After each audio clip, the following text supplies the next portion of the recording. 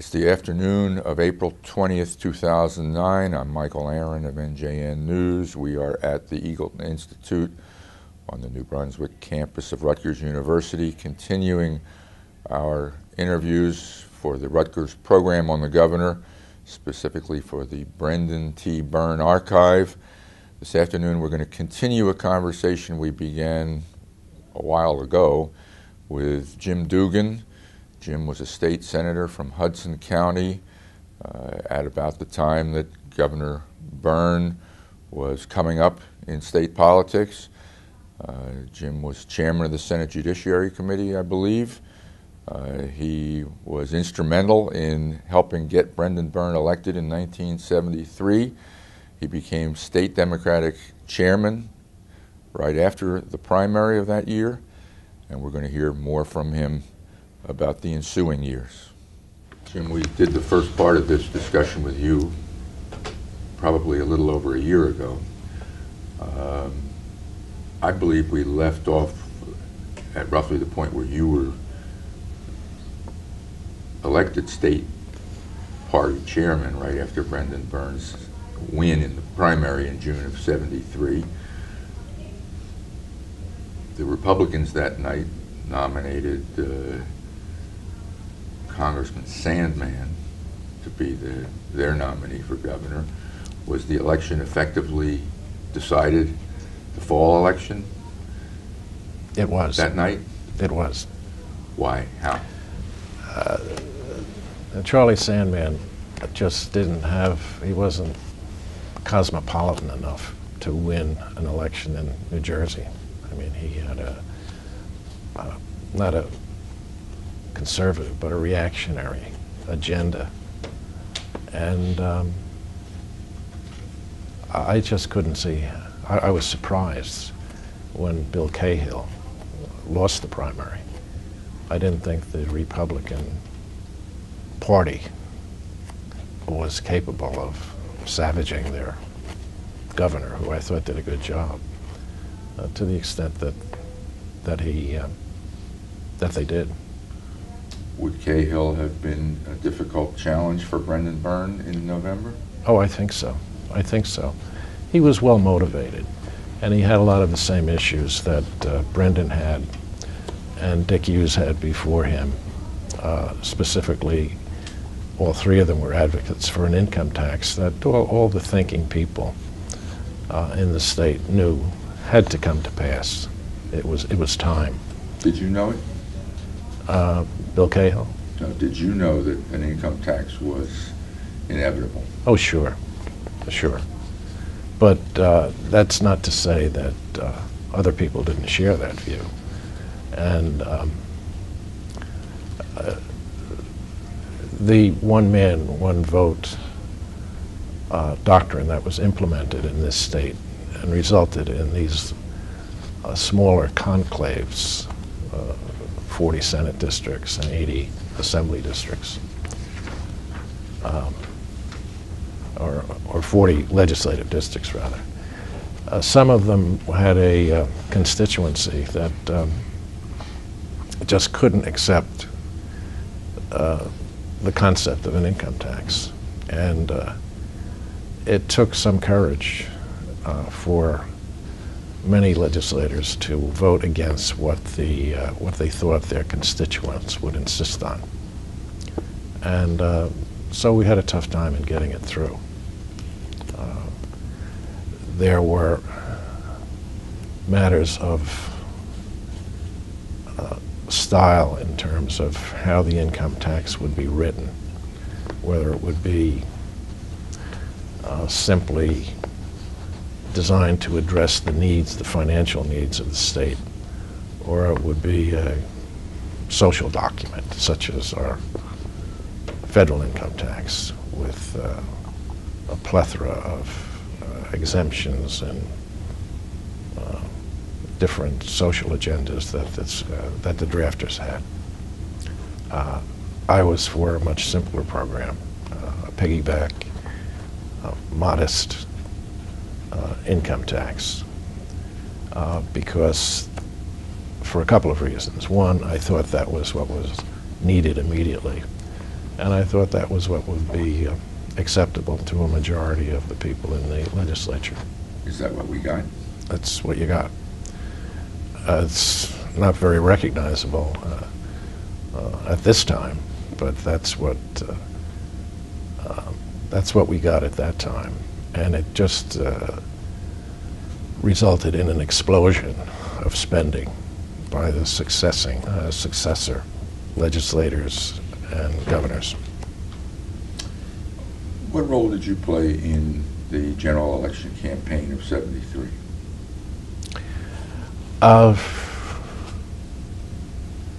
Well, I did the usual organizational things, but there was a spirit of, well, let me get back to Bill Cahill. After the primary, I was in the State House, and I went in to see him. And I told him that I wanted to come and offer my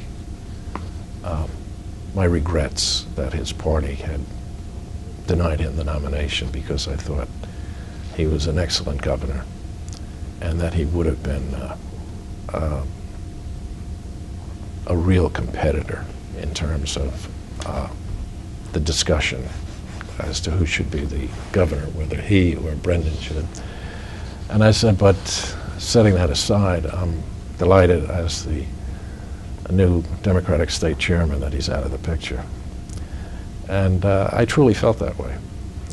And there was a malaise that was over the Republican Party after they woke up and said, what have we done to ourselves? And it was a foregone conclusion in my mind that this campaign was going to be a piece of cake.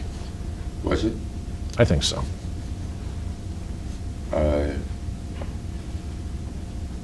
What do you remember about it? Anything? Well, I remember how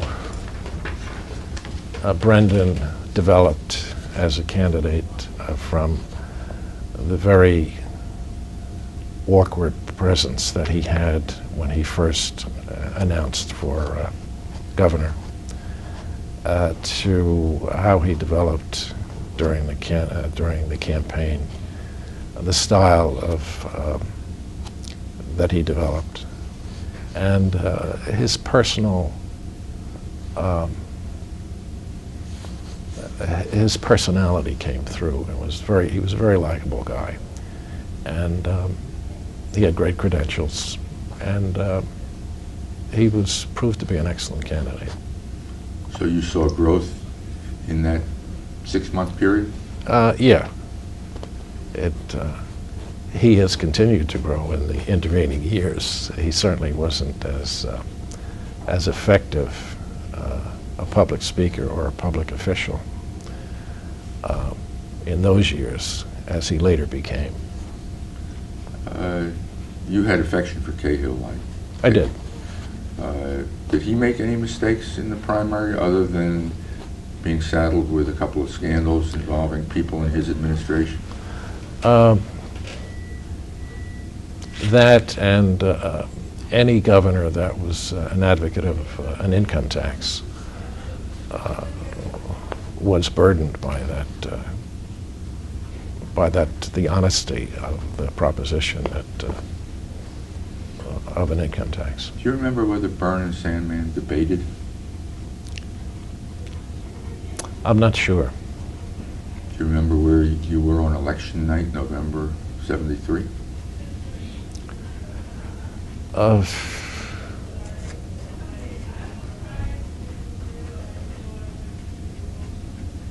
I can't recall. Were you part of Byrne's inner circle in that campaign? I think so. But the primary campaign and the general election campaign had a different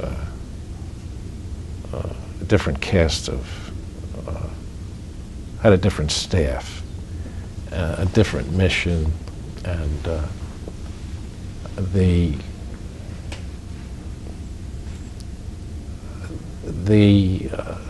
there were differences that were necessary. And frankly, the excitement of the primary campaign was much greater and much more interesting for the participants than the general election campaign. General election campaign, you bring in staff that go from one campaign to another, and that's their political life. The primary campaign is much looser, much more amateurish, much more passionate in terms of the people that are involved. Who finished second behind Brendan Byrne, do you recall? I think Ian Klein.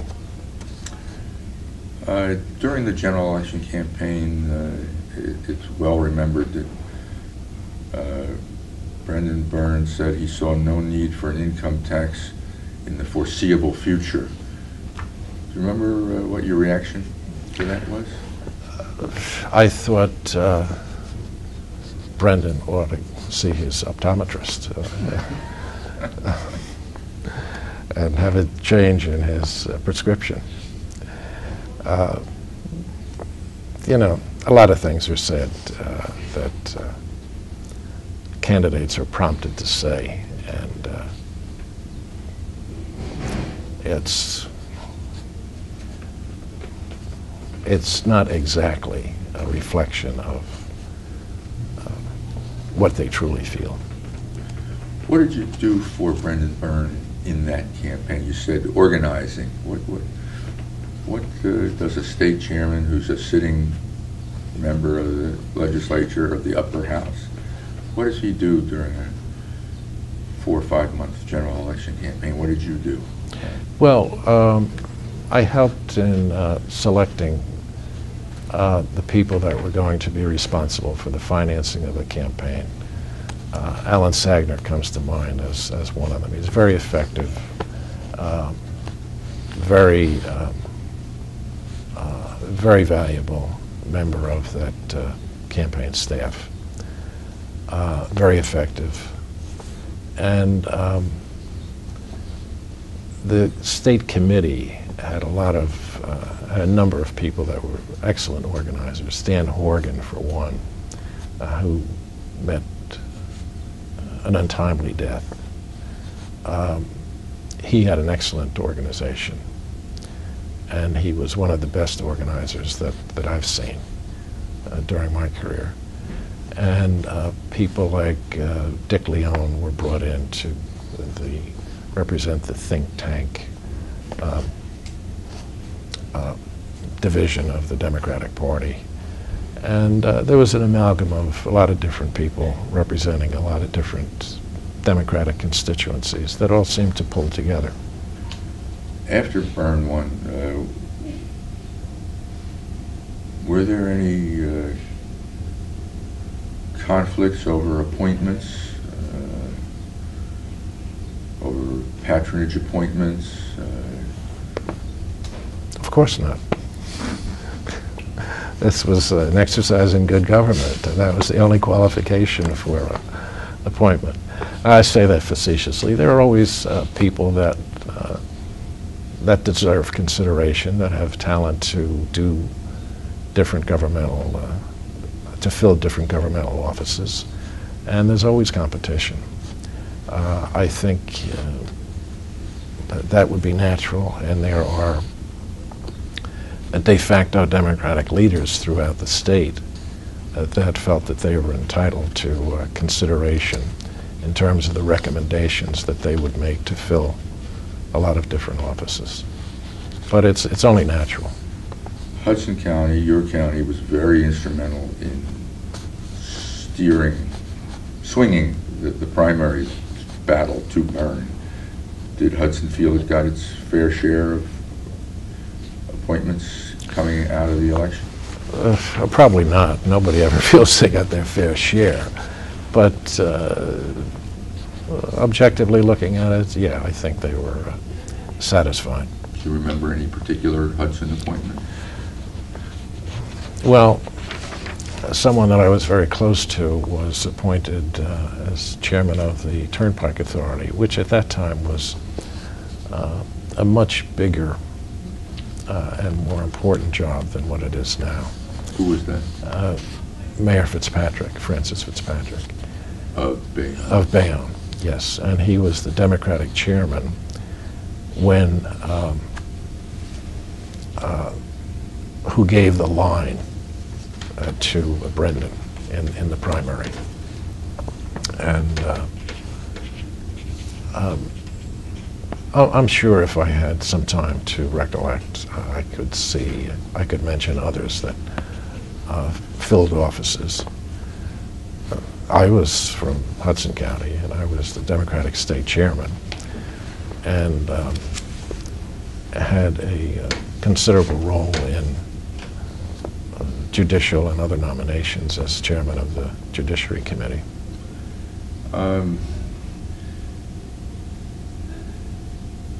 You referred to Dick Leone as coming out of the think tank wing of the party.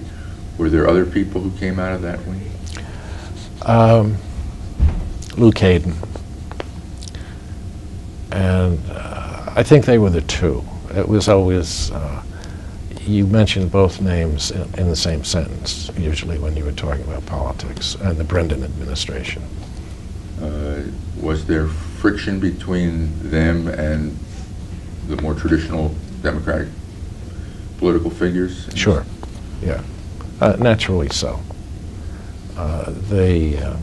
It was a different exercise for each of the advocates for that perspective, the think tankers who had a social agenda, as I said before, and the political people who wanted to participate meaningfully in government. They weren't so much interested in the theoretical as they were in the practical aspects of giving the kind of government that people expected in terms of efficiency and economy. Did Leone and Hayden try to keep you out of the decision-making process? You'd have to ask them. If they did, they weren't very successful because they had little influence in the legislature during Brendan's term. There were Democratic majorities. Yes. Was there resentment against Leone and Hayden in the legislature? Well, I don't know resentment. I wouldn't want to attribute that word. There were differences, as is not unusual. I got the sense that at some point, I don't know where I get this sense just from being around for a long time, that you and either Brendan Byrne or those people we were just talking about parted ways, that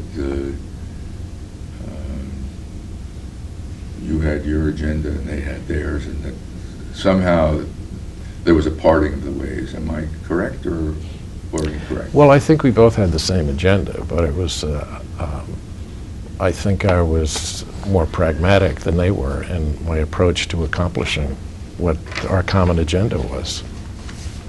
What was the common agenda? The common agenda was an income tax, and what we had to do was get 21 votes in the Senate and 41 in the Assembly. Okay, and that's what we had to do. And we can talk all day long about the theoretical aspects of an income tax and all of the other things that that influence that discussion. But it was a very basic political exercise in getting those votes, and it was not easy And some of the early income tax proposals just didn't fly. And they were recognizably propositions that wouldn't fly. Why? They were too complicated? They tried to do Some too of them, much? yeah, yeah. And the Assembly was much more liberal and influenced by maybe the leadership in the Assembly during those years was quite liberal. And they wanted an income tax with a lot of bells and whistles on it. And that just wouldn't fly in the Senate.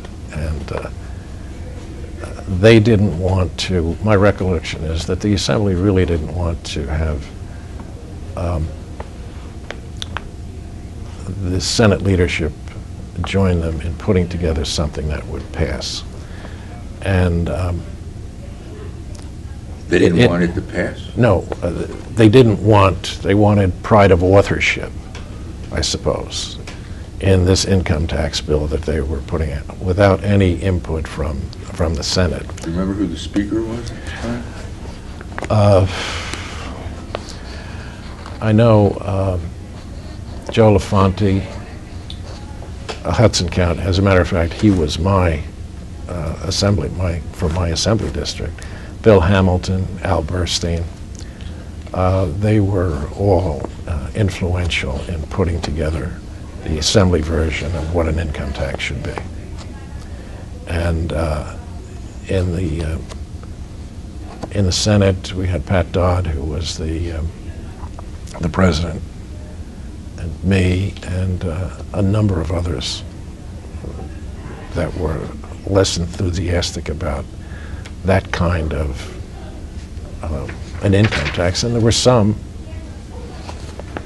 Senator Zane, Ray Zane, Senator John Russo, Senator Tom Dunn, I can name a number of them that just didn't want any part of an income tax. And they had to be persuaded to come aboard. And it was something that we put considerable work into. There were other options for raising revenue besides an income tax. I think during the Cahill years there was talk of a statewide property tax, for example. What was preferable about an income tax? Well, I thought a statewide income tax was worth considering. A statewide property tax? Property tax, yes. Because it would do that. It would flatten the differences in property taxes between urban communities and suburban communities. And I thought, as a matter of fact, I think I wrote somewhere a plan that I offered as my contribution to the discussion that had a statewide income tax as part of it. Statewide property tax. Statewide property tax. And of course the business, industrial, suburban communities didn't like that because they thought it would be an increase, a disproportionate share that they would have to pay. I thought of classification. Who thought they'd pay a disproportionate share? Everybody except the urban voters. The suburbs. Right. Okay. I also thought about the classification of property and having different rates, but that was thought to be unconstitutional. But you can always amend the Constitution. So there were a number of things, a number of ways we could have gone. But the pressure of events is such that the editorial writers get involved and pointing fingers at the legislators who will not buy the concept of an income tax, the gossip the State House gossip that certain legislators are attempting to torpedo or sabotage the income tax effort of the governor. And a lot of those things are just nonsense, but they're the things that make it difficult for rational discussion among people people of goodwill that have different opinions. The top rate on the New Jersey income tax today is 9%, on its way up possibly above 10%.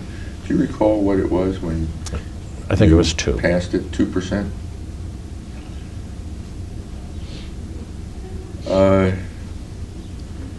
It took 3 years to get it done. Mm-hmm.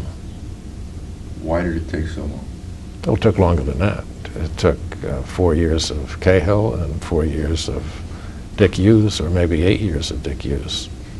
I mean, this thing has been in the works for a long time. I think the question could better be put, Michael. How did you accomplish it so quickly? How did you? By the charm that we were able to exercise. Some feel that Governor Cahill's Blue Ribbon Tax Commission had a better tax plan. Do you recall it and how it differed from the tax that ultimately got enacted? I don't, but I was on that commission. I was a member of that commission.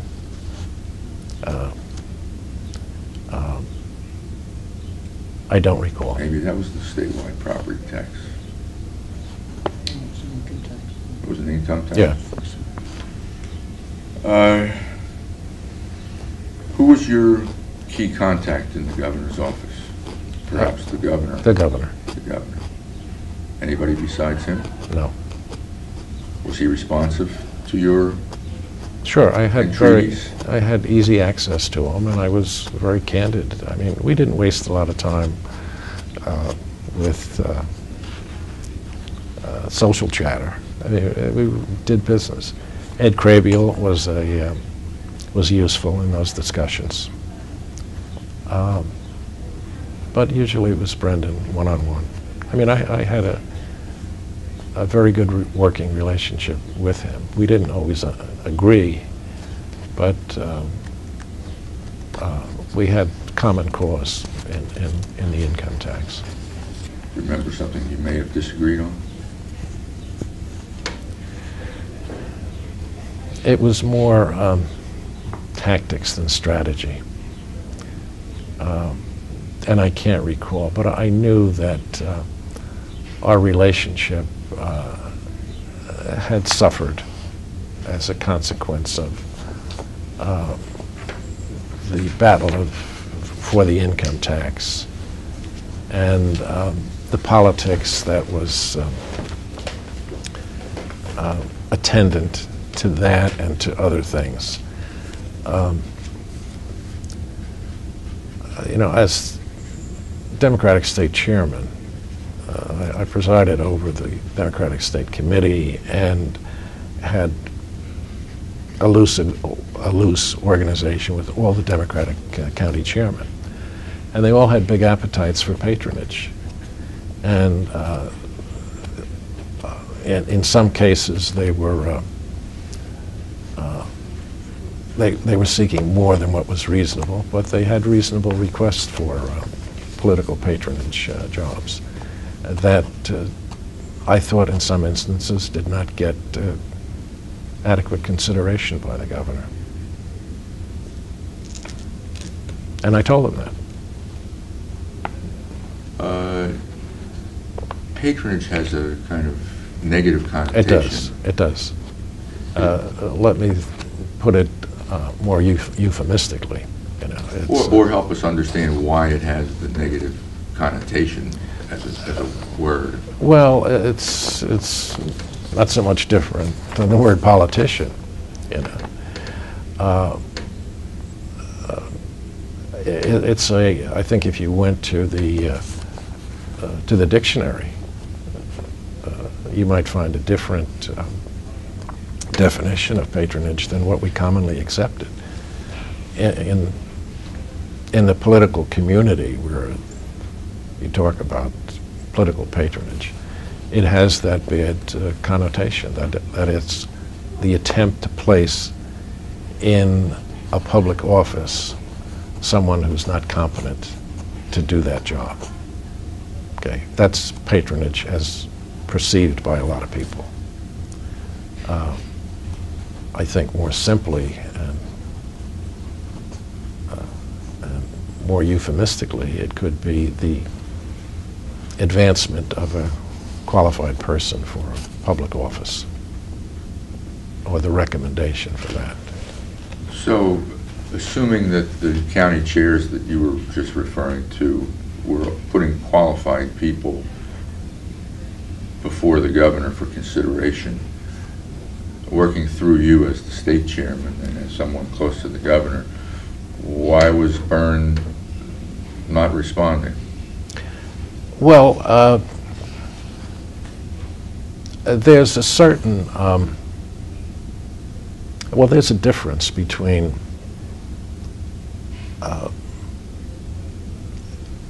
the organization that's within the State House or the governor's office, as opposed to in the legislature, and as opposed to the collection of county chairmen. These county chairmen have, in some instances, a great deal of influence on the votes that are cast in the Senate and the Assembly. And if a powerful county chairman who is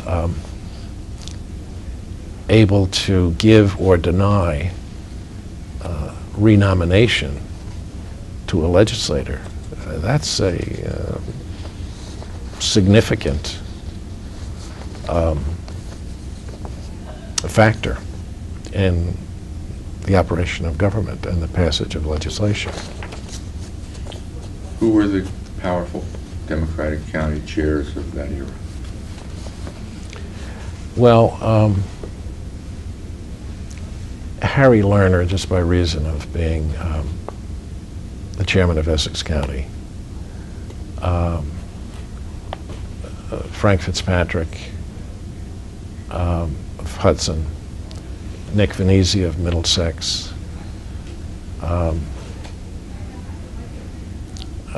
the Camden County folks, the big areas, the big urban areas, Passaic, what was his name? I can't think of it, but the Passaic County chairman had some clout.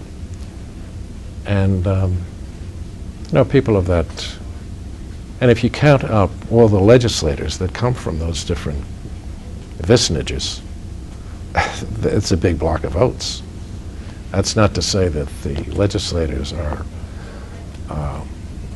marionettes, or rather are puppets to these people, but they listen to them and are influenced to some extent by them. In '94, Byrne's first year in office, did you, I'm sorry, in '74, Byrne's first year in office, did you advise him that the votes weren't there in the Senate for an income tax? Yeah. And a time came when I told him I thought we could do it. But we had to go through a drill of debate and failure and debate and failure, and take a little more time and so on and so on. But finally I told him I thought we could get it done. At the time that it was done? Yes.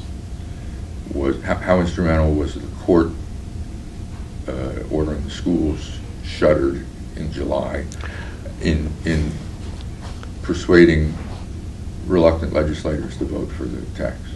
Well, my niece, Jennifer Murray, who is my godchild also, she asked me that question at that time because she was a very bright little girl. And I said, Jenny, the State House is going to turn into a pumpkin if we don't pass an income tax. And we didn't pass an income tax. And she sent me a drawing of the State House in a pumpkin motif. And I think it was just the confluence of, the perfect storm, the perfect legislative storm. It was the right time, and people had wearied of resisting. The court came from another direction, and all of these different forces kind of said, all right, let's go. Let's throw the sponge in. Was it a dramatic vote? Was it a dramatic session? It was. It was.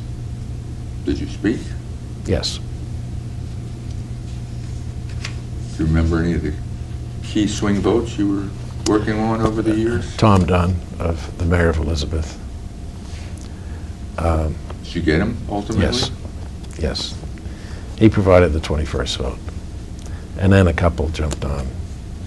And we may have gotten 23 votes, but without the 21st, we wouldn't have gotten the 22nd and the 23rd. That's part of the gamesmanship that's played in the legislature.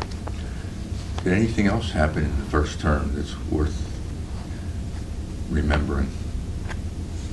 Clearly that was the signal accomplishment, but anything else come to mind? We had a very big legislative agenda. The Pinelands, the construction of Giant Stadium, and the renegotiation of the contract between the Giants and the state. The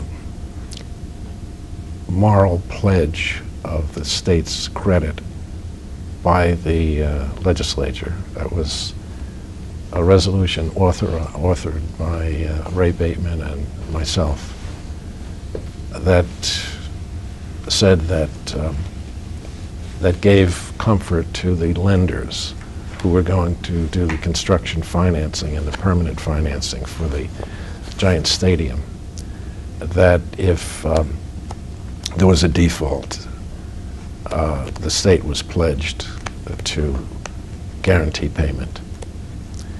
And it probably was ineffective, but it gave them, the lenders, the comfort that they needed, because at that time the New York banks were not coming forward with the funds that we thought were available to finance the construction of the stadium. And we had a number of meetings with the Giant ownership. Sonny Werblin, who was the chairman of the Sports and Exhibition Authority at that time, Bud Foley, who was the treasurer, Brendan, myself, Dick Leone, and a bunch of people. And we got some concessions that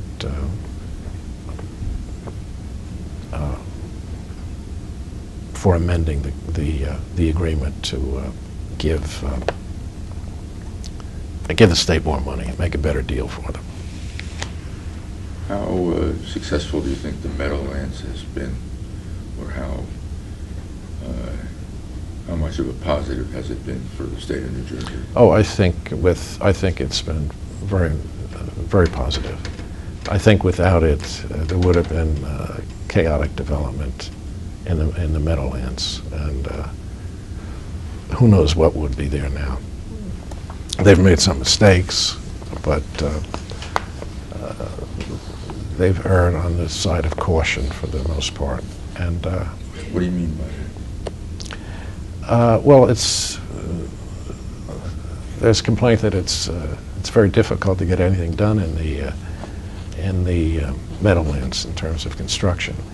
But I haven't seen or heard of anything that had merit that didn't ultimately get the permission of the commission to go forward.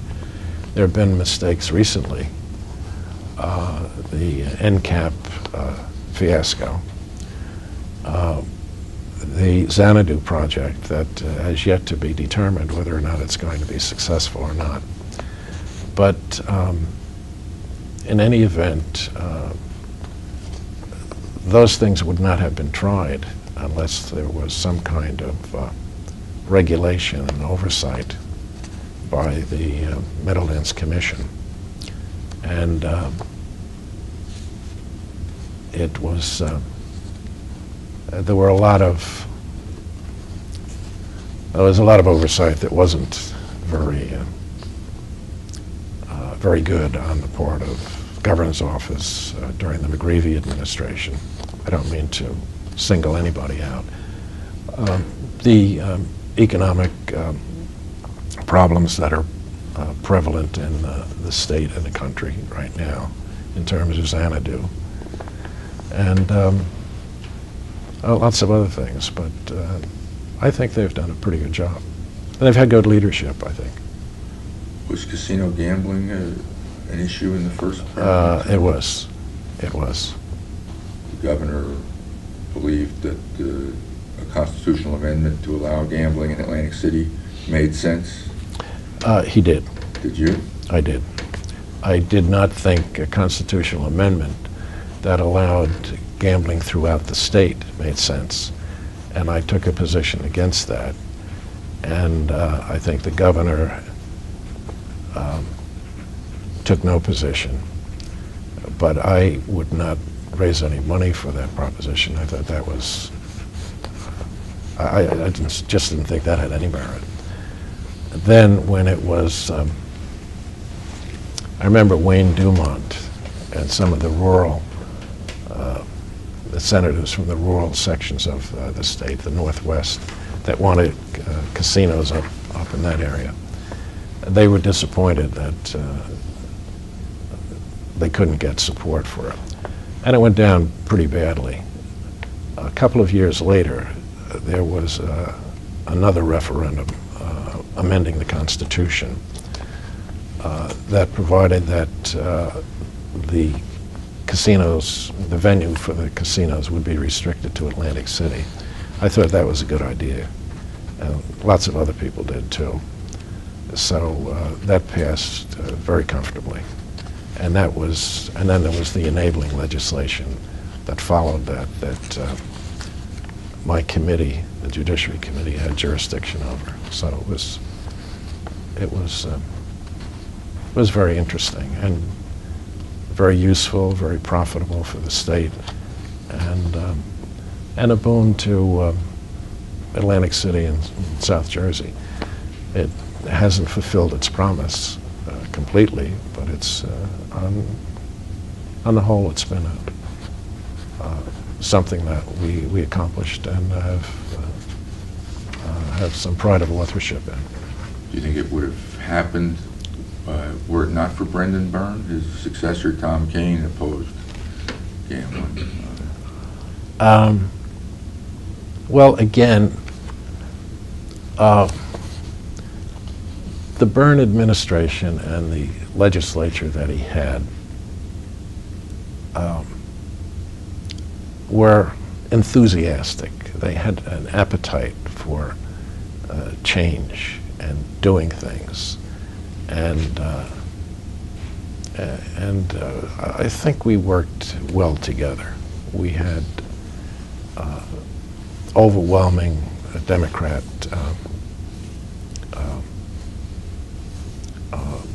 positions in both the Senate and the Assembly. And in the Senate, we were on a roll. So we did a lot of things. Pinelands, Meadowlands, lots of things, lots of good things we did. In hindsight, was it a mistake not to set up a Meadowlands-type commission for Atlantic City? I don't know. I think the Casino Control Board has lots of jurisdiction that it may not always exercise, but they have pretty good control of what goes on down there. while you were state chairman, were you also still chairman of the Senate Judiciary Committee? I was. Were there any high-profile confirmation fights that you recall? Or did your committee just confirm everybody the governor put No, through? we didn't do that.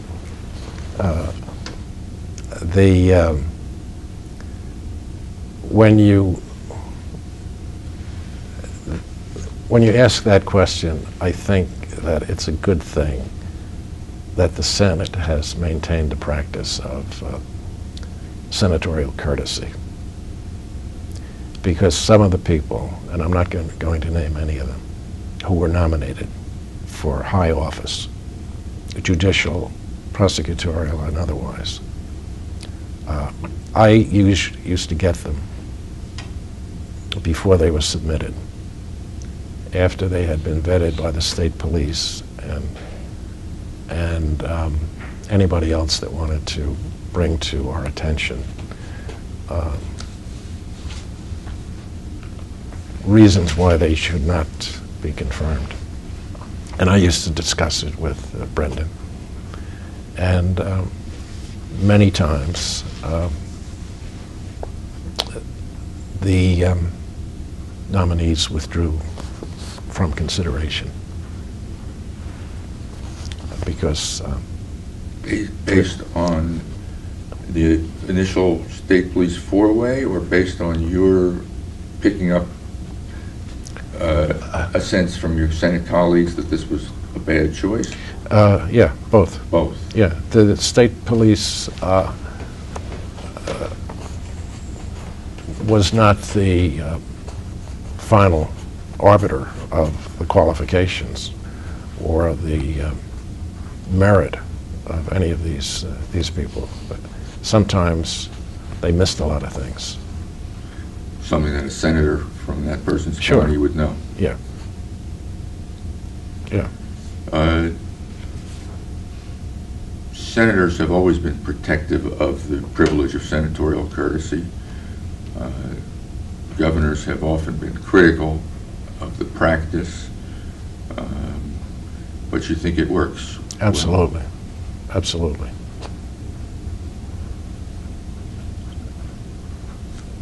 When you were state chairman, today the State Democratic Committee has an office on West State Street. Did the Democratic Committee have an office? Did you have a state chairman's office on West State Street in those days? It wasn't very grand, and our I don't know if coffers. it's grand today either. Well, our coffers. Money wasn't that big a deal in the operation of a political party. The financing of candidates, as it is today, it's just gotten to be outrageous. The amount of money that has to be raised, and to have the leadership committees in both houses being competitors with the state committee for campaign contributions, it makes it difficult. And I just don't think it promotes better government. And I think, on the contrary, that the money's influence in the election process has really been harmful, significantly. But it doesn't appear that there's going to be anything meaningfully done about it. As state chairman and chairman of the Judiciary Committee, how many days a week would you come to Trenton in those days? Well, I did a lot of work out of my own law office, but I spent a lot of time. I used to read the bills, and I was conscientious about what I was doing, because all of these different offices, they are what the incumbent makes them. And if I didn't want to be state chairman, I wouldn't be. If I didn't want to have the power of that office to do some things that I thought should be done, I wouldn't have accepted the office. And the same thing with running for the Senate. I wanted these offices because I thought I could do something good with them. What do you think you did with them? I think I helped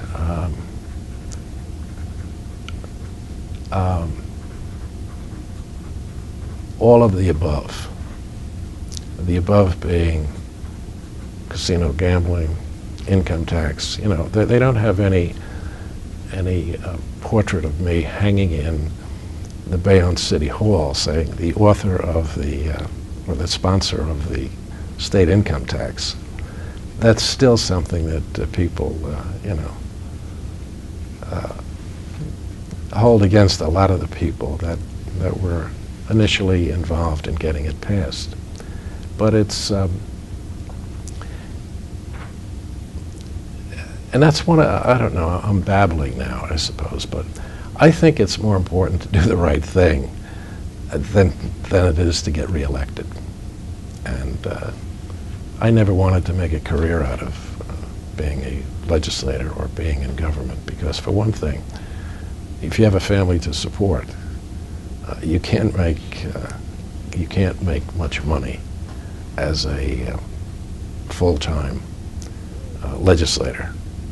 And I think recently there have been editorials about, I suppose in response to some of the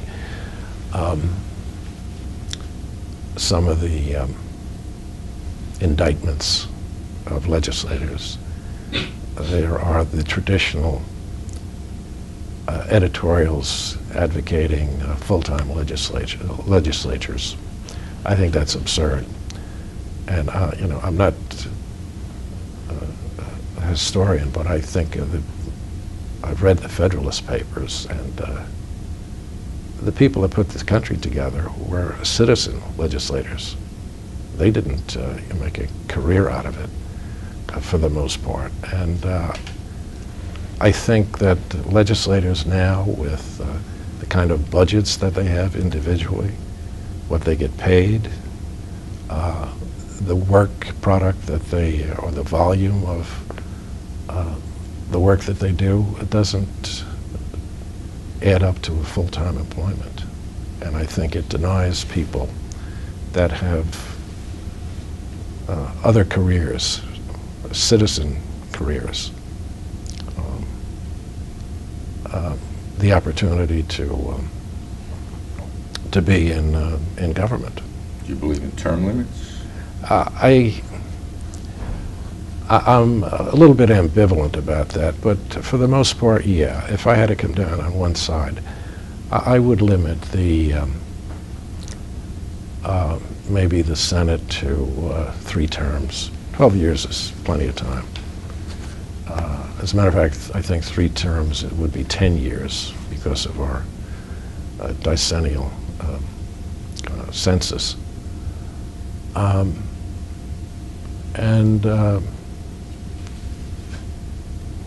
8 or 10 years for the Assembly, that's enough time.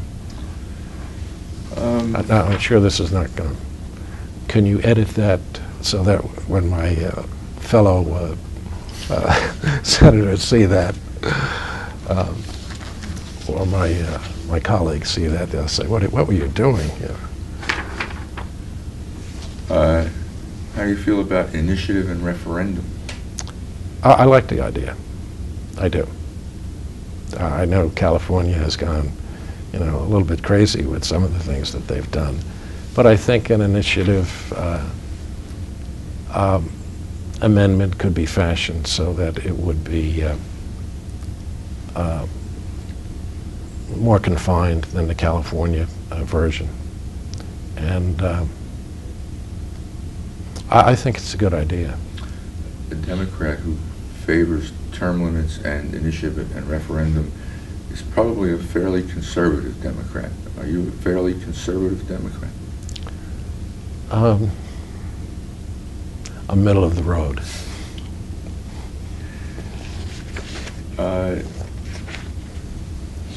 As state chairman, you were telling us a little while ago that you dealt with these county chairs.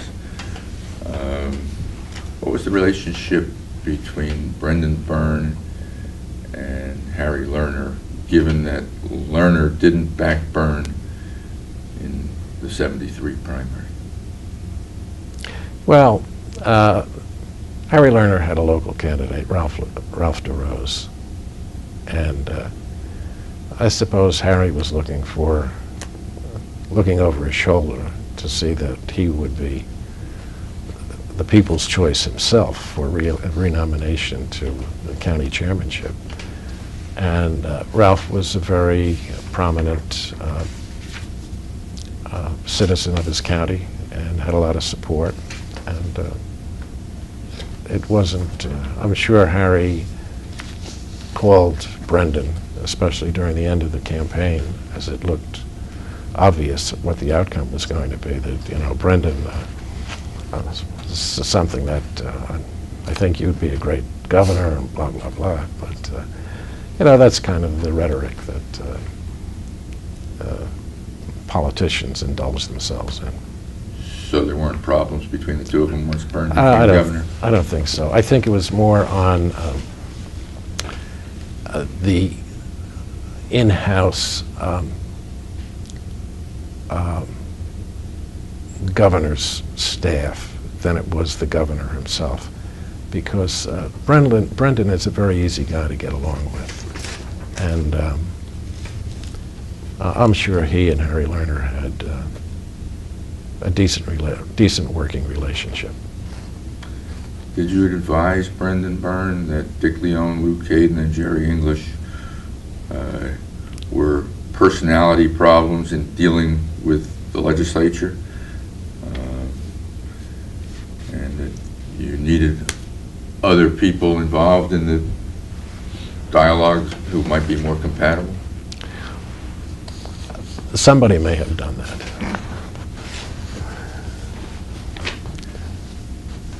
I take it you don't want to go beyond that statement. I've heard that. Well, what were they like? I don't know. It takes.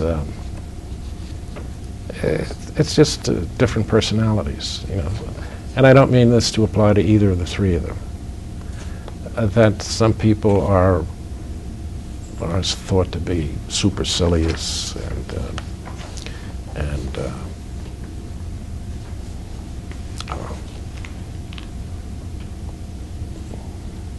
aggravating, and you know, have little people skills. That's a good phrase. A lack of refined people skills. But it was a problem. Yeah, but more time was wasted on it than was worthwhile. But I don't think it really inhibited anything from getting accomplished. I don't think there was any program that went down the tube because of that.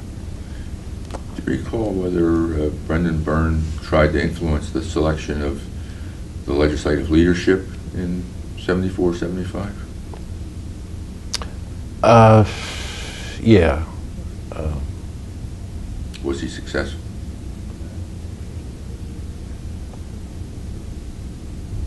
I don't think so. Ed Crabiel was his liaison with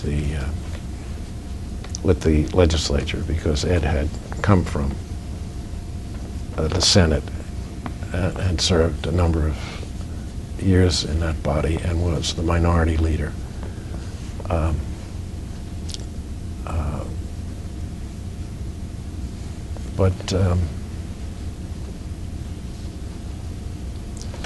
No, I don't. How can you put that question again that I can spin it a little bit?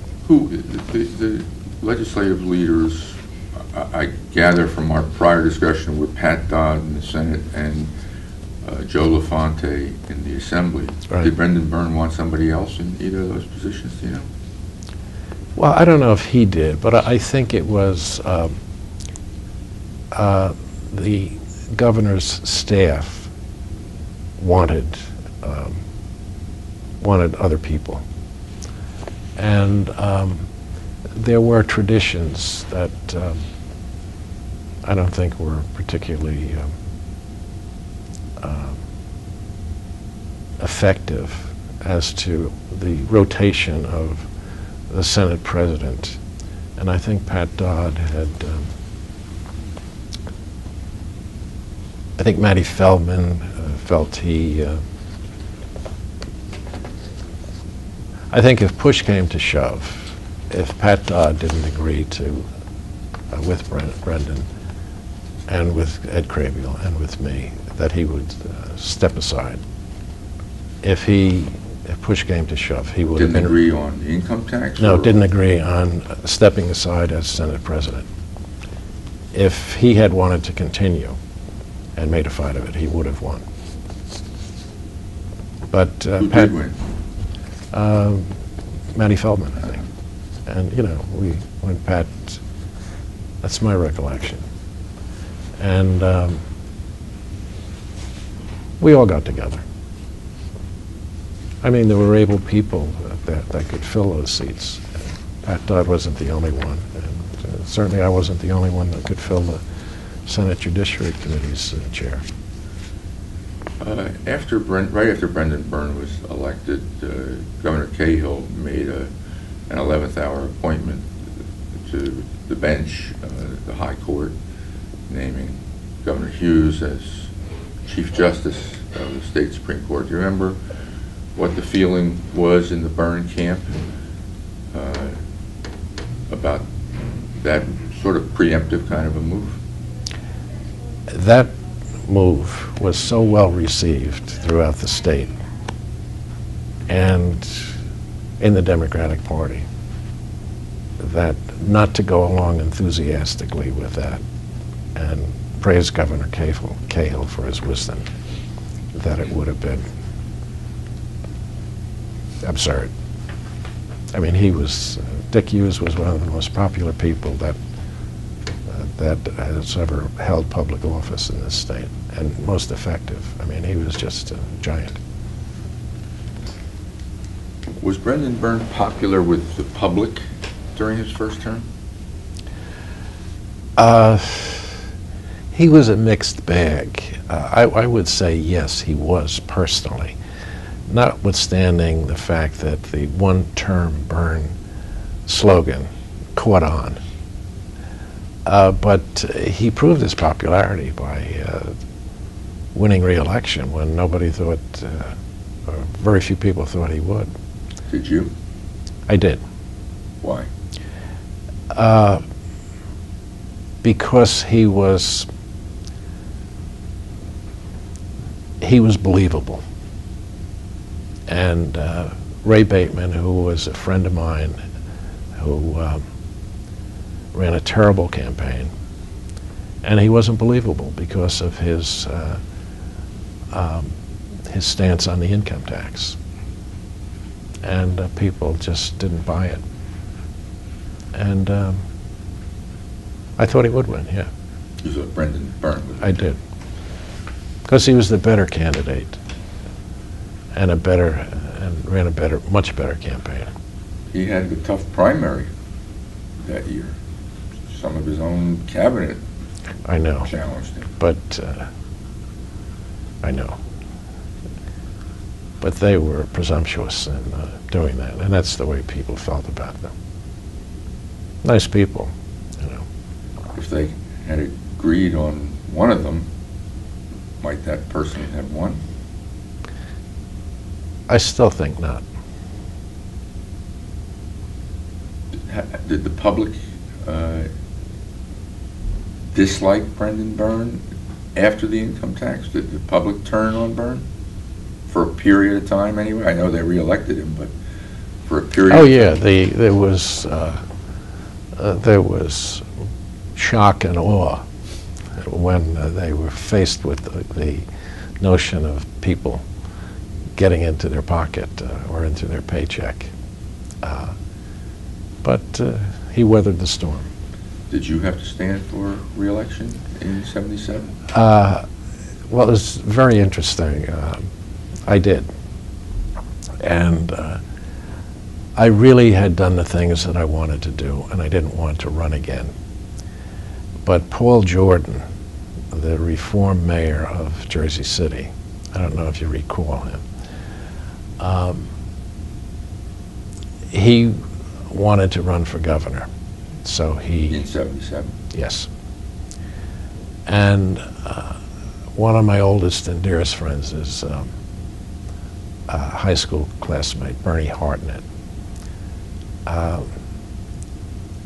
He asked me to run again. I didn't want to. I had had enough. And he asked me to run on Paul Jordan's ticket, so I did, with no great enthusiasm. And as your previous question suggested, there were a lot of people that, you know, were jumping into the race. But a lot of them jumped out, too. And as the primary campaign went on, Paul Jordan was one of the candidates for the nomination that dropped out. So there I am on a ticket with no leader. And then our sheriff candidate, the bottom of the ticket, he dropped out. So there was me and my two assembly running mates. And on May 9th, I was the, before they dropped out, on May 9th, I was the senator standing, I was the party choice, the organization candidate, standing for renomination. On May 10th, Jordan's candidate lost the mayor's election in Jersey City, and Tommy Smith was the new mayor. On the following day, I was an insurgent. That's the way the wind blows up in Hudson County. With the mayor's office in his pocket, Tom Smith was now the new Democratic leader, and he had run a primary campaign, a ticket, just in case. And I knew that the organization support was not going to be there. And in Hudson County at that time, and probably since that time, means you're not going to get renominated. So I met with Tommy Smith, who was a friend of mine. You know, we were all friendly up in Hudson County. He asked to have a meeting with me, and he said, and I did.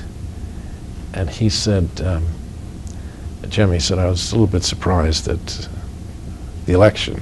He said, I thought it was going to be a runoff in Jersey City, and that you'd continue to, you know, serve in the Senate and be the nominee. And he said, now, what am I going to do? And I said, I don't know, Tommy.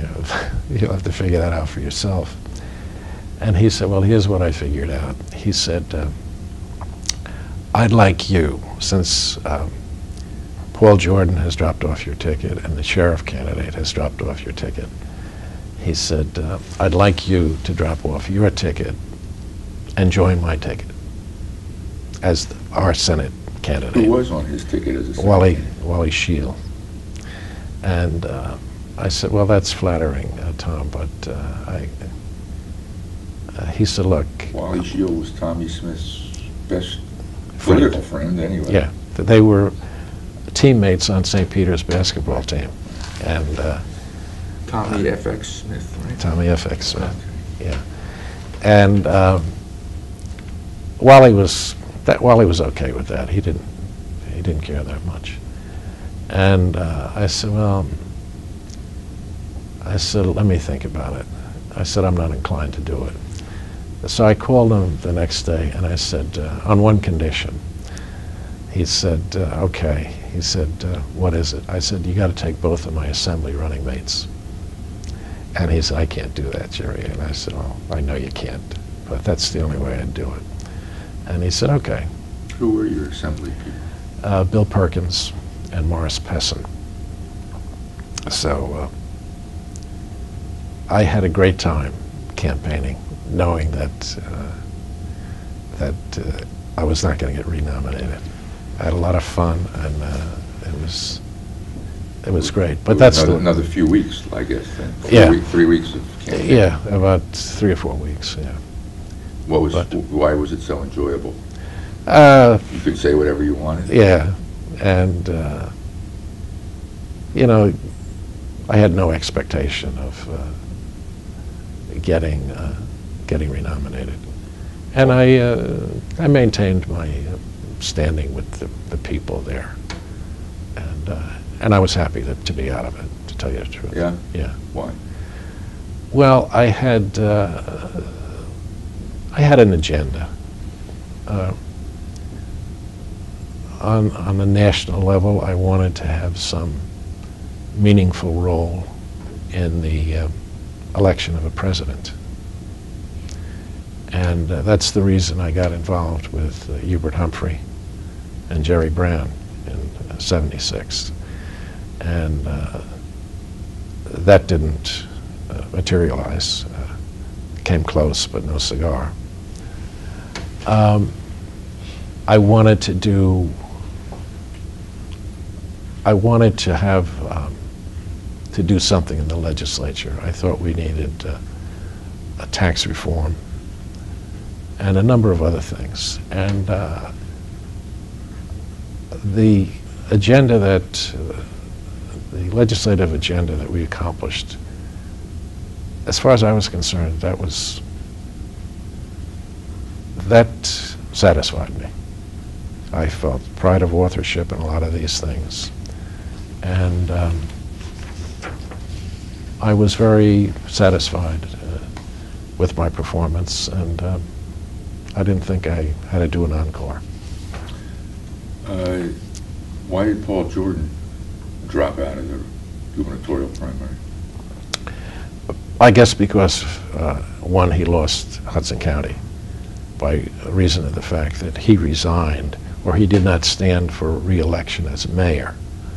He chose to run in the primary for the office of governor, and his nominee and his organization lost to Tommy Smith. Who was his nominee?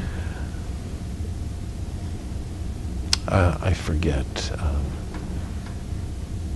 It just slipped my mind. Jordan was the mayor of Jersey City for what, 1 term, 2 terms? I think he was an interim. He won an election to fill a vacancy, and I think he probably was. And then he won on his own. So I think he probably was in his 6th year. Was he a medical doctor? Yes, he was. Well, for you to back him at the urging of your good friend Bernie Hartnett was to go against your governor at a time when you're the state chairman. That seems a little dicey. Well, things were in flux. Let me put it that way. And I think by running a ticket in the presidential primary, a ticket of uncommitted delegates, that I did, against Brendan's ticket of delegates who were supporting Jimmy Carter, that the outcome of that primary election made it a little difficult for us to embrace. My ticket won 85 delegates, and Brendan's ticket won 23. So it was a considerable, setback for him and his organization. And I think things just, So that was the rift. That was where the rift set in. Well, I think that probably was Yeah, it was the highest profile disagreement that we had.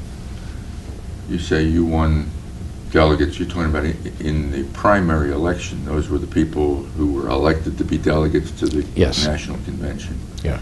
But then it was Brendan's team that prevailed at the convention, your team. Oh, no, they didn't. No? No? No.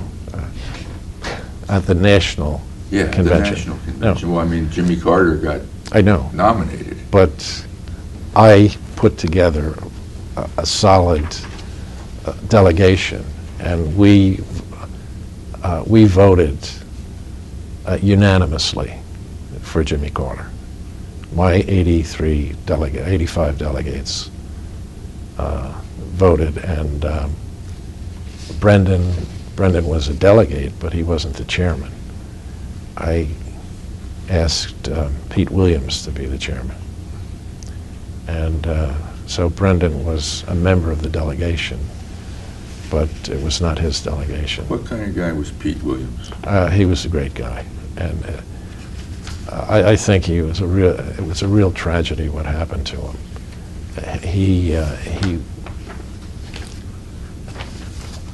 I just can't believe that he intentionally did anything wrong or accepted anything that he shouldn't have. I know there was some stock certificates or something like that that he was given that were relatively worthless, and it was a tragedy. I thought he was a great guy. I thought he was honest. I thought he was too easy. He had difficulty saying no to people. Was he a strong legislator? Very effective, yeah. He was the chairman of the Labor Committee, and Labor loved him, and he was very effective. Did you and Brendan Byrne discuss this issue of Carter versus Humphrey? I'm sure we did. Why did you prefer Humphrey?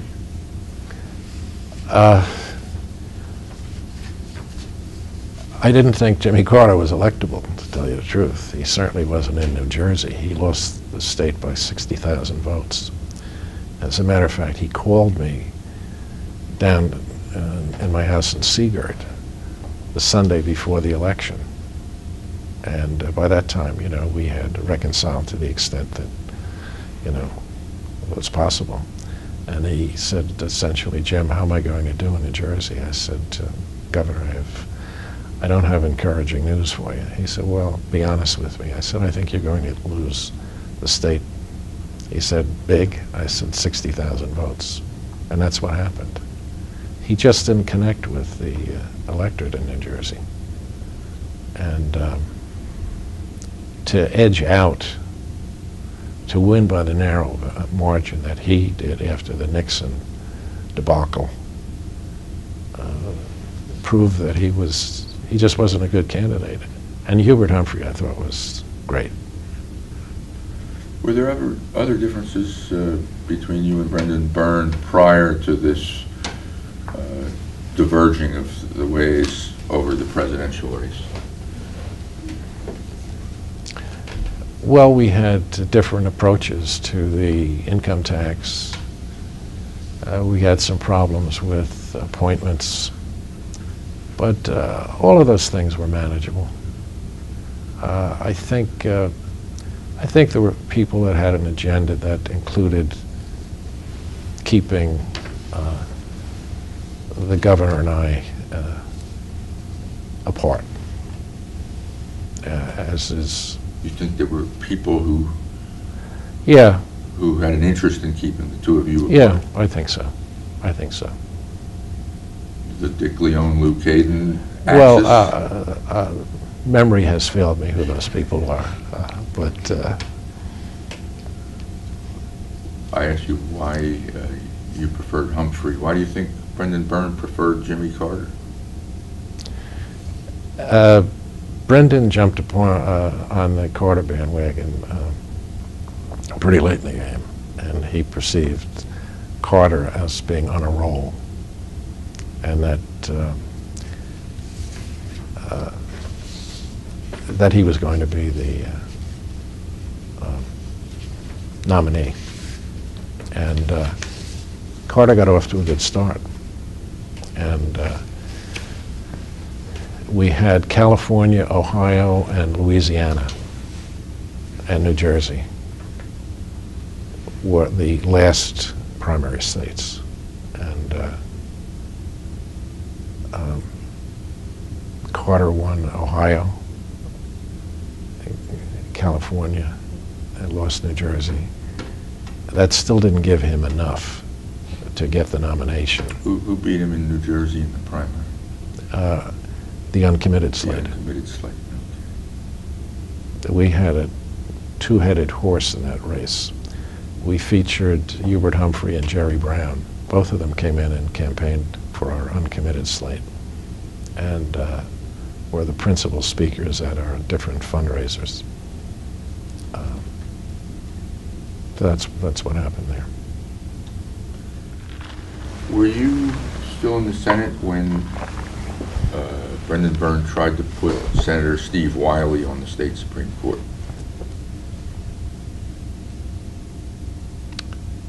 Yeah, I believe so. That was a move that foundered. Yeah. Steve Wiley was a very good legislator. He was a real student of the law, a real gentleman, not particularly influential in terms of the results, but he was a voice that should have been heard and was heard in the legislature. I forget what the circumstances were. It had to do with his having voted for a pay increase as a legislator under the law, barring a pay increase for the Supreme Court.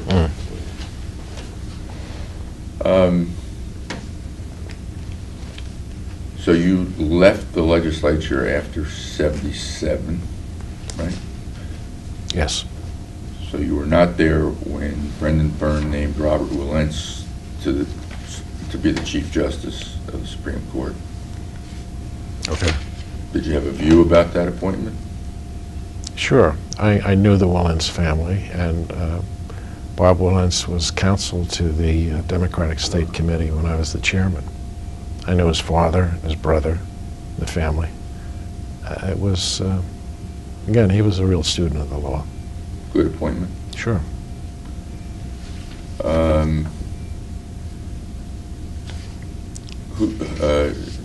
The state chairmanship is usually selected right after a primary. Right.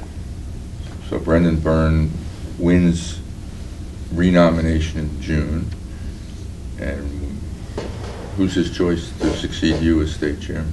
Dick Coffey. Does that make sense to you? Sure.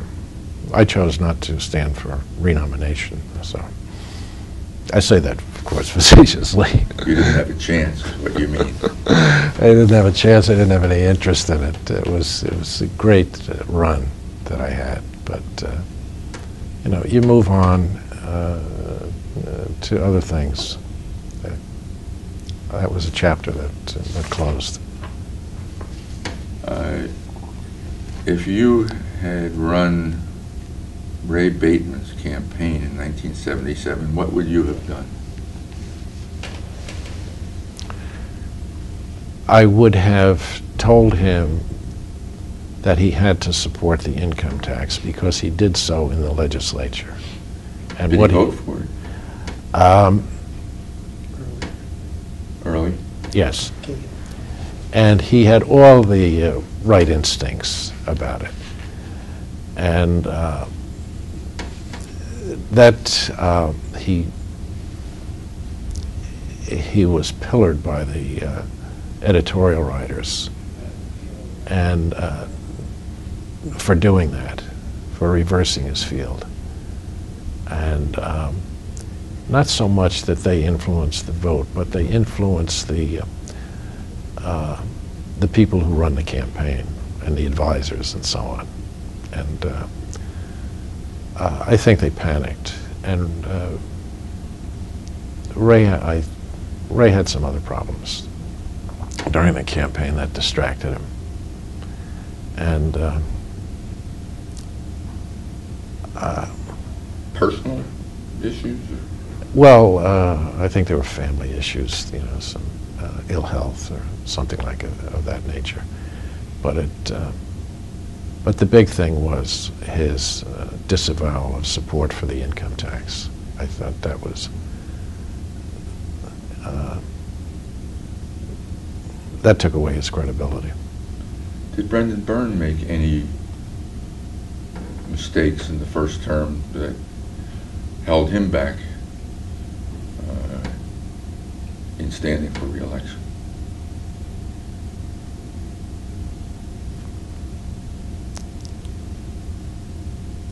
I don't know. I don't know. You see, the Democrats had a certain momentum. One thing that we had was transparency. I mean, everybody knew what we were doing, and we didn't have anything to hide. It's not like it is today. You know, transparency is a new word, but it wasn't in those days. And we enjoyed what we were doing, and we were convinced that we were right. And all of us, Brendan, the legislature, the whole Democratic organization, felt good about what we were doing. And we, for the most part, knew we did the right thing. Did you stay involved? Yeah, I did what I could to support Brendan. I did whatever he asked me to do. Did he ask you to do things still? Yeah, but, you know, to talk to different people that he thought I might have some interest, some influence on. But I did whatever I could. And I still do for candidates that I know and admire. Any you care to share? Well, I have to think a little bit. I wasn't prepared to give any endorsements today. Well, you don't have to. If you think of one that you want to insert, speak up. In the meantime, you know, go ahead. Excuse me, Michael. When I was the state chairman, I appeared oftentimes on Sunday morning talk shows. I used to go to New York, the local CBS, NBC, and so on. And I'd be interviewed, and I remember during this time that we're talking about, I was asked the question about, after some leading questions, the question, well, who would you think would be offering themselves as candidates for governor in opposition to Governor Byrne? And I named about 3 or 4 of them. And they all got a kick out of that. Some of them said, "That was great, Jimmy," and others said, "What the hell did you do that for?" But you know, there are good people in this state that haven't, that I think should be drafted into public life if they have the inclination to do so. I'm hesitant to. There's one I can think of that. Well, maybe I better not. It comes from academia. Okay, don't know who that is. Well, invite me back and I'll tell you. Is it a less attractive proposition to stand for public office today than it was in the 1970s? Oh, I think so. No question of that. No question of that. What is it, the scrutiny? The scrutiny, well, and the process, you know, the process of getting the nomination and getting elected. And I don't mean to demean or have anything negative to say about any of the people that are presently in legislative office.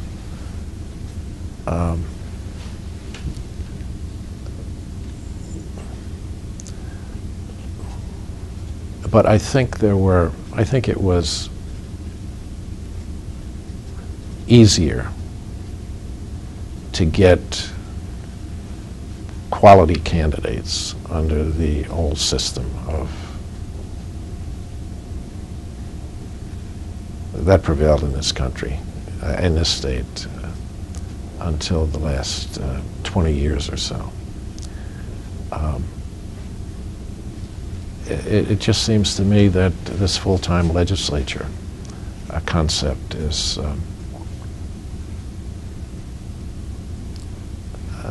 something that should not be encouraged. I think people that have something to bring to the table by reason of their experience as businessmen, citizens, professionals,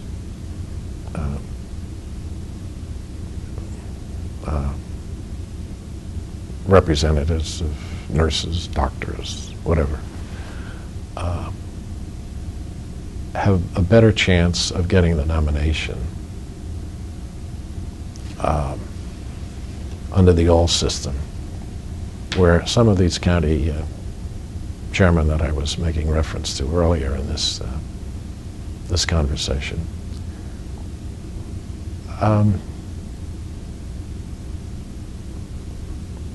they wanted quality candidates that fit that description, rather than a candidate who would satisfy a perceived hole in the county organization, either ethnically or socially or whatever.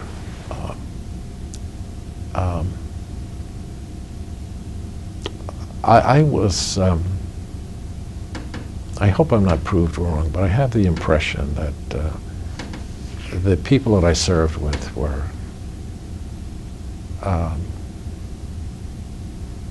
people that I was very happy to serve with. They didn't always agree with me or I with them, but I'm not sure if I'm articulating my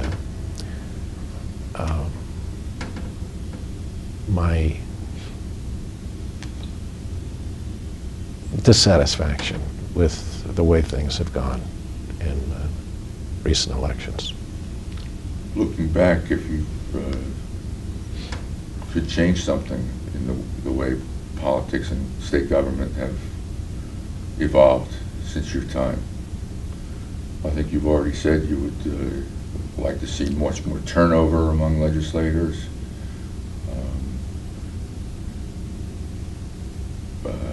Maybe less emphasis on money and getting people elected. Anything else? The money thing is really discouraging. It doesn't make any sense from looking at it from any perspective that candidates should be forced to raise or be responsible for someone who is giving them that kind of money, whether it's through these organizations that the election laws allow to collect huge sums of money and distribute to selected legislators. I just think it has to be cleaned up in many areas. And you know, there's always been that resistance to the newspapers who now are in dire straits, but a lot of the people used to complain about the doubling of the advertising rates for candidates as opposed to the car wash down the street. That didn't make any sense, and it was duplicitous of the editorial writers to talk about all these other things and not address the cost of getting elected, getting good people to be interested in getting elected. I don't know what you can do about it, but that will have to be left to someone else. But I've seen a development that I'm not particularly happy with. From your vantage point, what did you do, by the way, when you left the legislature and went back to practicing law? Yeah. Well, I kept my. I have a pretty good appetite for work, and I never let my law practice, fall into decay. But I went back to work, and I did what I most enjoy. That's practicing law. Enjoy that more than being in the political game? Long term, sure. Sure, as Why? a profession.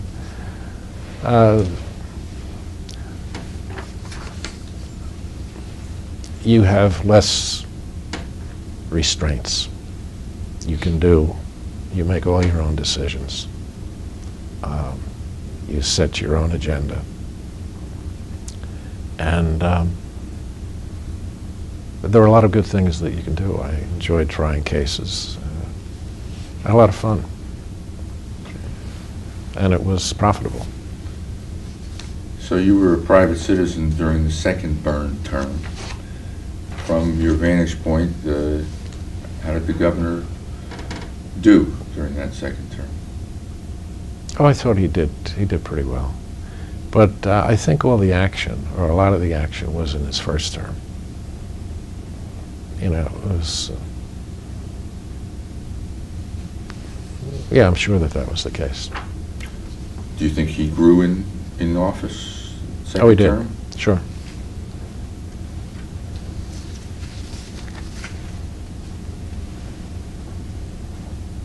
You came up in Hudson County politics. I know from having glanced at our prior conversation for this archive that you somewhat resented the caricature of Hudson County politics as somehow colorfully corrupt, or Yeah. Has Hudson County politics changed since you were part of it? Well, I'm no longer a commentator on my beloved county and city. I don't know.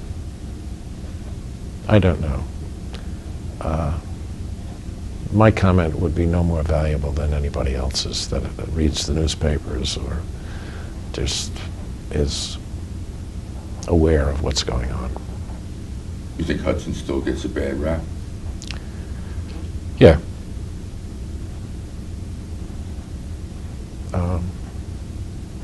I do. And, some of these things are self-inflicted wounds. I can't deny that either.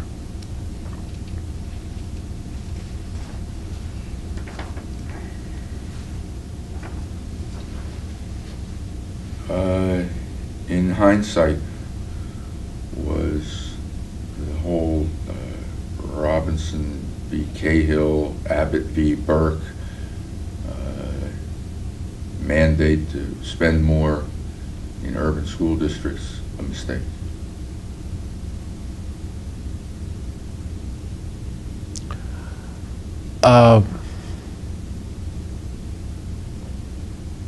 To some extent, because it hasn't done the job that everyone hoped that it would accomplish.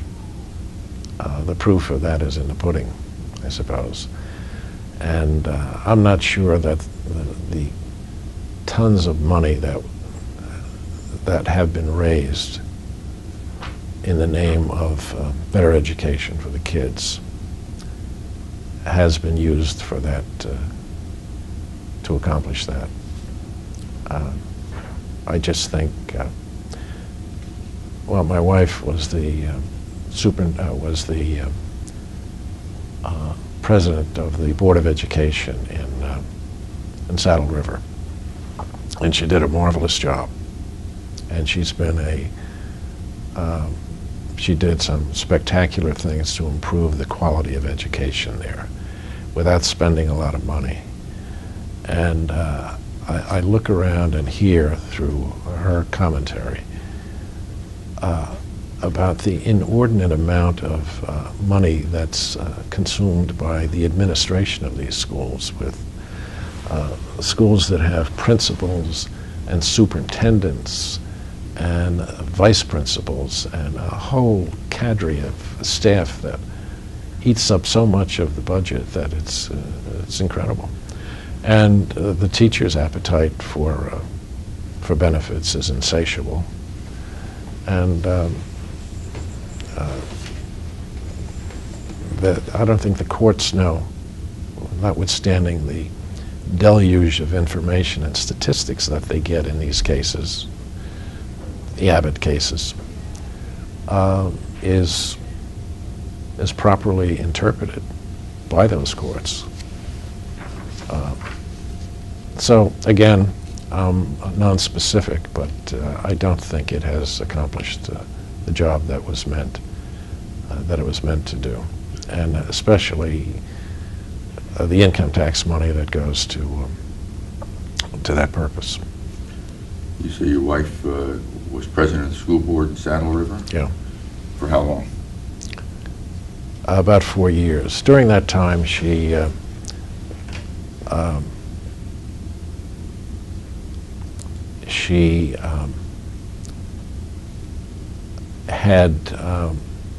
changed the curriculum. She was responsible for bringing in a new superintendent that did an excellent academic job. She created a middle school involvement so that they only have from K to 6 or whatever it is.